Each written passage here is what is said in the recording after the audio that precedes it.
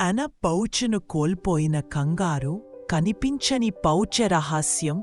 మీరు ఎప్పుడైనా మీకు చాలా ముఖ్యమైనది ఏదైనా పోగొట్టుకున్నారా?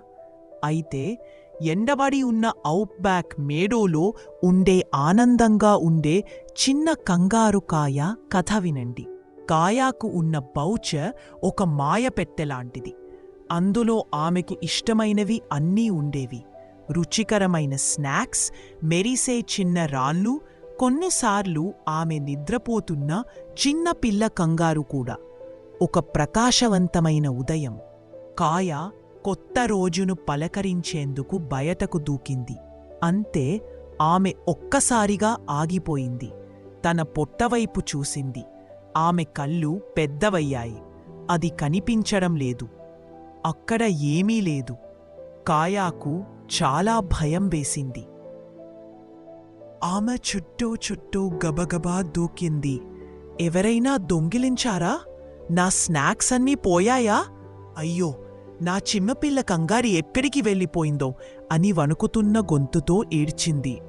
ఆ శబ్దం విని అక్కడ ఆడుకుంటున్న పిల్లలు మరియు ఇతర జంతువులన్నీ అక్కడికి వచ్చాయి. భయపడొద్దు కాయా అని వాళ్ళు అన్నారు. మేమంతా కలిసి నీ పౌచ్ను వెతుకుదాం. అలా పెద్ద పౌచ్ వెతుకులాట ప్రారంభమైంది.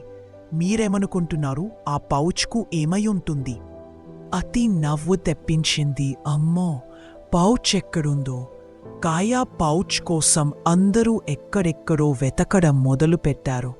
కెవిన్ అనే కోఆలా ఎత్తిన యూకలిప్టస్ చెట్ల మీదకి ఎక్కి చూశాడు.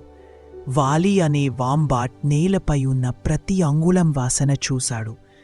పైన ఆకాశంలో పరకీలు ఎగురుతూ పౌచ్ పౌచ్ పౌచ్ ఎక్కడుంది అని అరుస్తూ వెతికాయి. పెద్ద పెద్ద రాళ్ల వెనుక, ఎండు ఆకుల కుప్పల కింద, పాతగా మరిచిపోయిన టోపీ లోపల కూడా చూశారు.